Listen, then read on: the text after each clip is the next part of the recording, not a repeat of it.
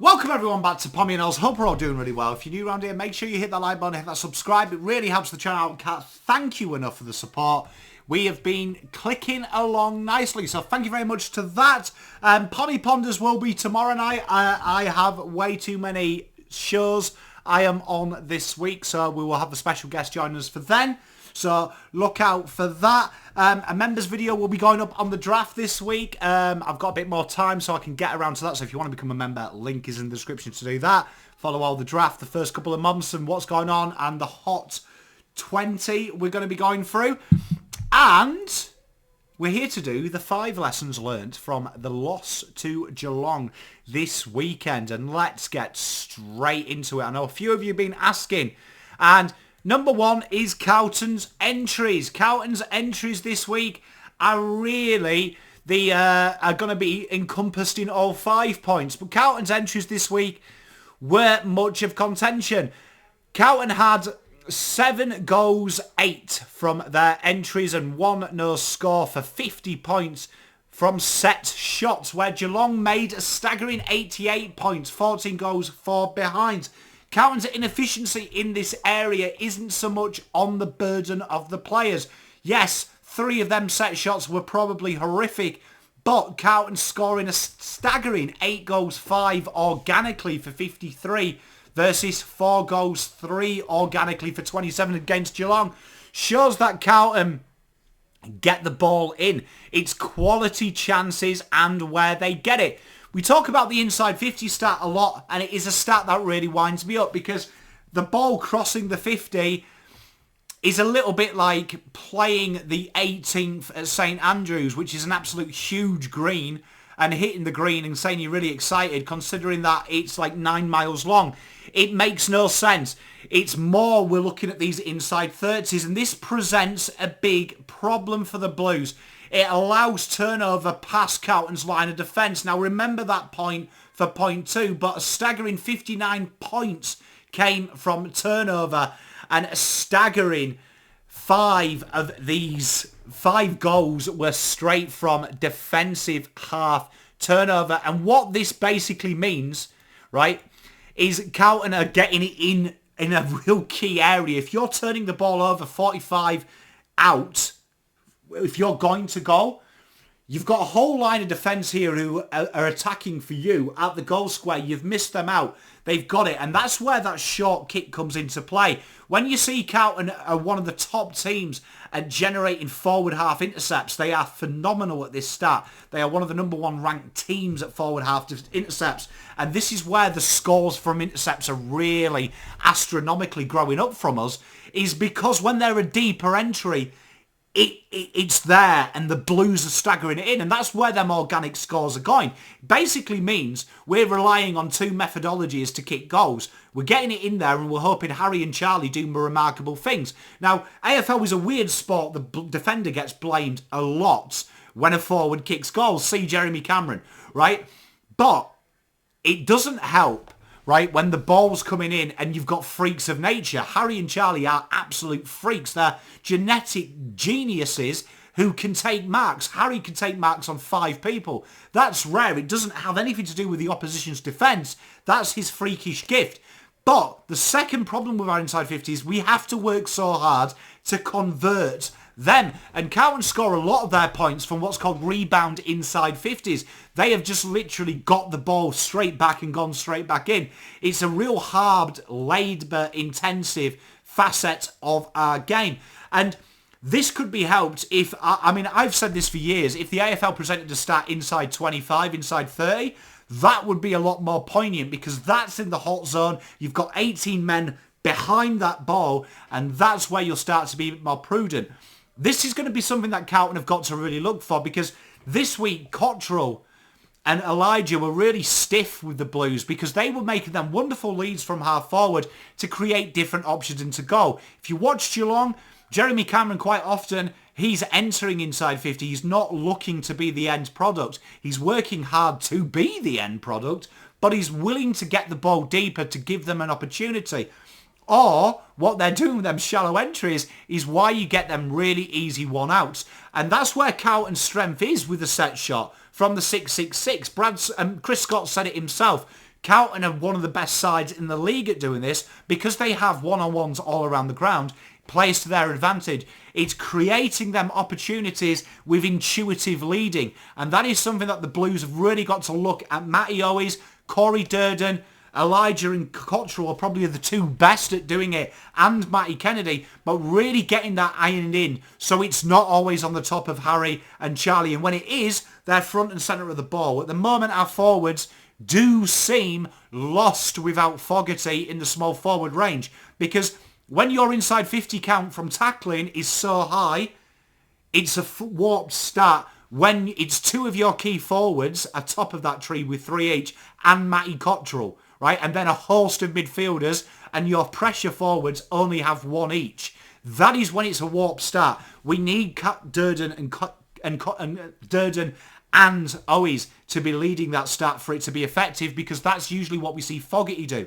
And it feels like the team defence, which is now point 2, Voss criticised this, and it's not the backman he's criticising in my belief. It's the defence before that happens. Whittaker worked overtime in this, and Whittaker will have fought at times. Fucking hell. It's back to 2018, this. The ball is coming in at will. See soccer here. When defenders are one-on-one with forwards, we blame the midfield for letting the ball get through. And that is a big element of Carlton. Back to that inside 50 account. That pressure has to be higher. And we saw it this week, right? When you look at Geelong play, when Carlton's pressure was at 160, they scored at will, Geelong. And that was that first half that we saw. That first quarter, we really saw them first 2 quarters, them pull away and gain some control. And against a team like Geelong, they can control the ball really well. There's a stat called the expected score, which is an interesting score. I'm not a big fan of it, but that was 97 to 100 in favour of Geelong. They're still big high numbers, and that team defence has to start at the fall of the ball. And is that as simple as bringing Fogarty in? All we're asking here is tackling, put the pressure on. We're not even asking for tackles. We're asking for pressure acts. They were really down in that that final third. If you think of a mid-forward, if you split the AFL map into forward, mid, defence, that forward mid section, that second quadrant from the end, real low pressure act numbers, and that's where we stop that short kick. And that short kick that goes through the corridor, and that short kick through the corridor, which creates them 1-outs, that's what we've got to work harder on. And particularly in the first half, you saw that exposed. It had a lot of GWS and Adelaide about it, where it was almost too easy at times. And that's something that the Blues are going to have to learn, game management, because Scott was spot on. The Blues are a very good side, and this was probably the first time I've heard an opposition talk about how good we are, because we can score goals in clusters, and that leads me on to the Towers of Destruction. Charlie and Harry won't get the kudos that they probably deserve in this game, but a staggering start. 3 inside 50 tackles from Charlie and Harry. Massive forward 50 ground ball gets, particularly Charlie led the way in our team for that. Working really hard defensively, both of them are, and Charlie cops a lot of heat for being lazy, and I think he looks laconic. He reminds me of Dimitar Berbatov, who looks like he wasn't trying, but then you look at the GPS numbers and you'd be like, fucking hell. But somewhere in here, there is the fix for me. You watch Jeremy Cameron and Taylor Walker. Carlton have had 2 examples of forwards leading into the midfield.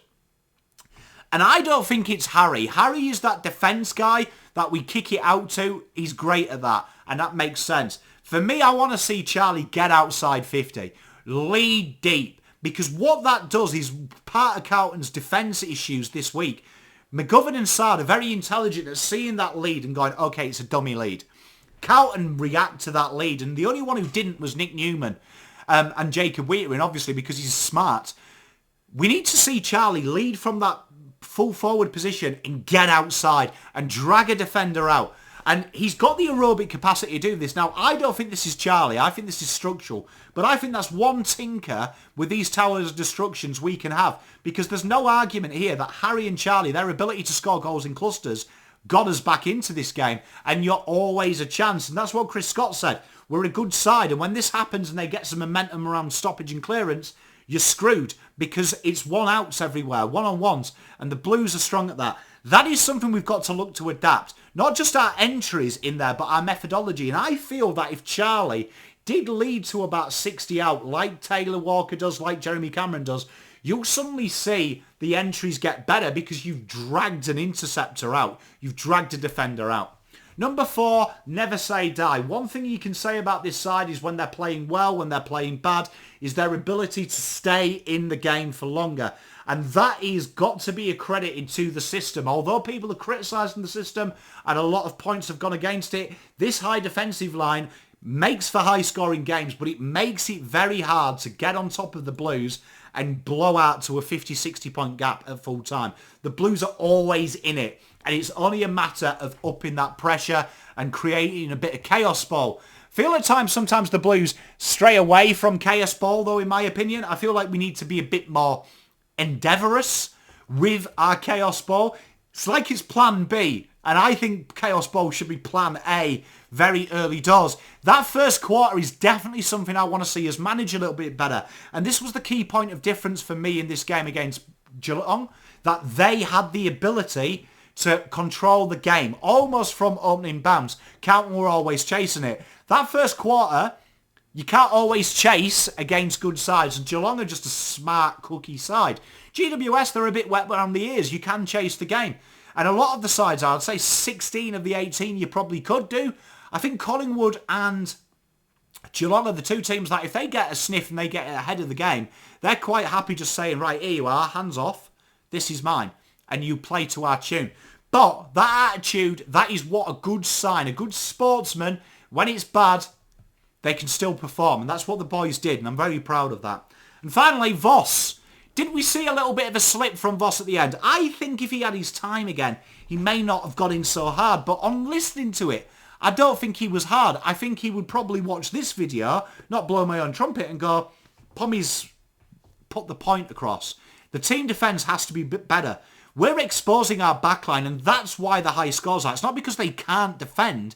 It's because look at the ease the ball gets in there. If you watch other teams, it's like 4 kicks from transition. Cowan is about 8. And by that stage, you see it. They're arriving in droves. All that's left is a long, hopeful bomb, and you're hoping for Charlie and Harry to do something miraculous, or the smalls and the midfielders to work overtime. And if they get the ball out from that situation, that is it. I think Voss will look at this game and think the 2 takeouts for me that we can learn from Geelong, and I think when you lose, you learn. You've got to look for learnings. Is one, how their key forwards operate. They don't always look to mark. They look to bring their smalls in. They paddle it on, and there's runners going on. And Cowan have them runners. They're just not exercised. They go up for the ball, the key forwards do, and it goes left and right, and no one's there.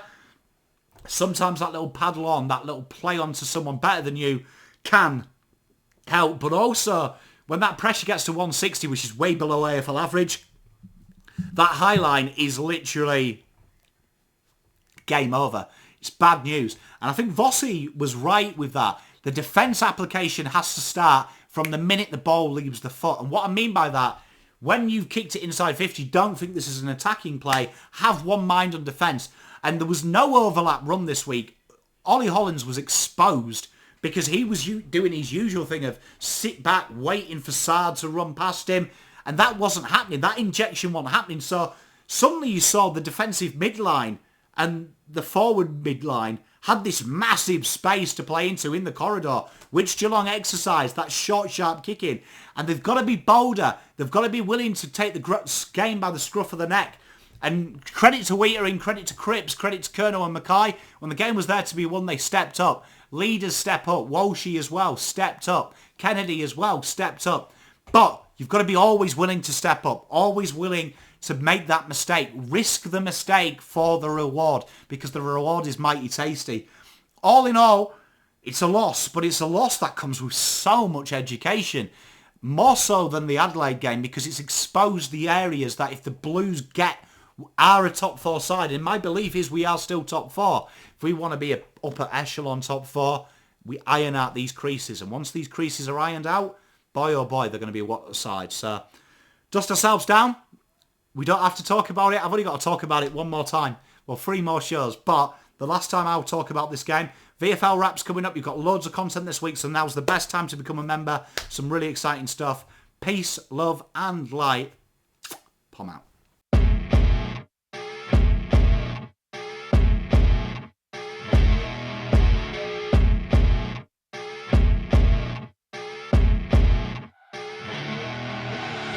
I see her rolling up, Uber black Cadillac, high heel boots and a sexy body full of tats. Baby's bad, oh baby.